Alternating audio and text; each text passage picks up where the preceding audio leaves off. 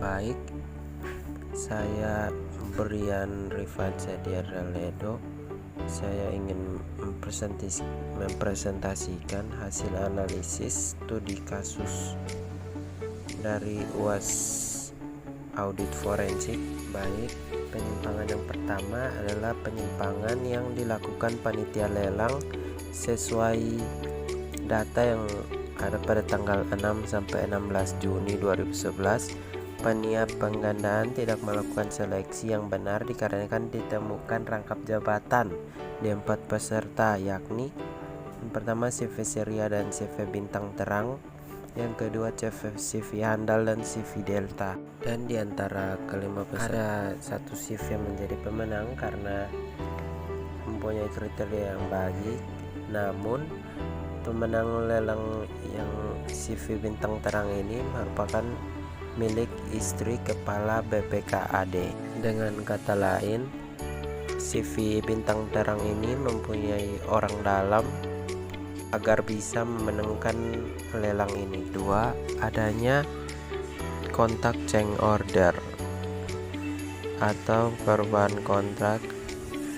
Terjadi perubahan adendum di tengah waktu kontrak di mana adanya penambahan volume unit dari unit yang 150 unit seharga 1.650.000.000 menjadi 200 unit seharga 2.200.000.000.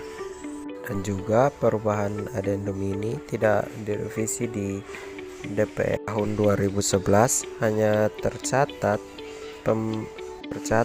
untuk belanja cuman sebesar 1,7 miliar, sedangkan mengikuti kontrak yang dirubah tersebut menjadi 2.200.000.000. Yang selanjutnya adalah SPP dan SPM-nya tidak sesuai keterangan dari 1 sampai 9 Agustus 2011. Yang pertama, bendahara pengeluaran PPTK KPA menandatangani SPP LS dan SPM LS tanpa dokumen pendukung seperti berita acara pemeriksaan dan berita acara serah terima hasil pekerjaan. Yang kedua adalah Kepala BPKAD menerbitkan SP2D tanpa melihat dokumen pendukung atau berita acara pemeriksaan dan berita acara serah terima hasil pekerjaan. Dan yang berikutnya adalah spesifikasi dan volume barang tidak sesuai, mana yang di dalam kontrak dinyatakan sintaman yang dinyatakan adalah Kubota G600 sebanyak 200 unit, tetapi yang disalurkan mempunyai merek lain yang bermerek Cameo CP131 sebanyak 105 unit. Dengan kata lain, barang yang disalurkan tidak sesuai kontrak. Nah, bagian kedua adalah perhitungan kerugian.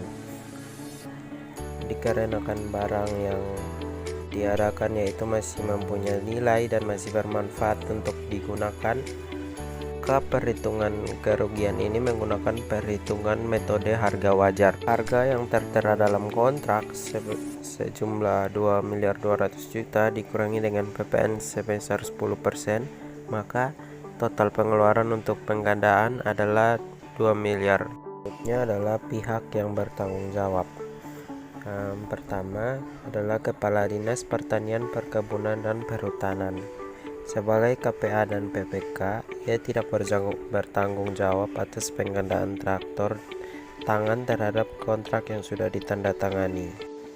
Yang kedua adalah Kepala Badan Pengelolaan Keuangan dan Aset Daerah atau BPKAD.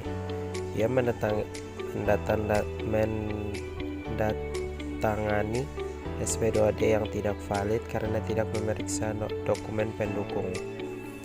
Yang ketiga adalah Nyonya Hamida, pemilik CV Bintang Terang. Sebagai CV Bintang Terang tidak menggunakan traktor tangan sesuai kontrak dan melakukan markup harga traktor tangan. Yang keempat, Nyonya Astrid Prakarsa. Ia melakukan komunikasi dengan calon penyedia sebelum ada pengumuman penggandaan traktor tangan sehingga dianggap sebagai persengkongkolan. Kesimpulannya, Ada beberapa pelanggaran yang dilakukan dalam pengadaan barang dan jasa, antara lain: yang pertama, penyedia menyerahkan barang atau jasa yang kualitasnya tidak sesuai dengan kontrak berdasarkan hasil audit. Yang kedua, terlambat menyelesaikan pekerjaan sesuai dengan kontrak.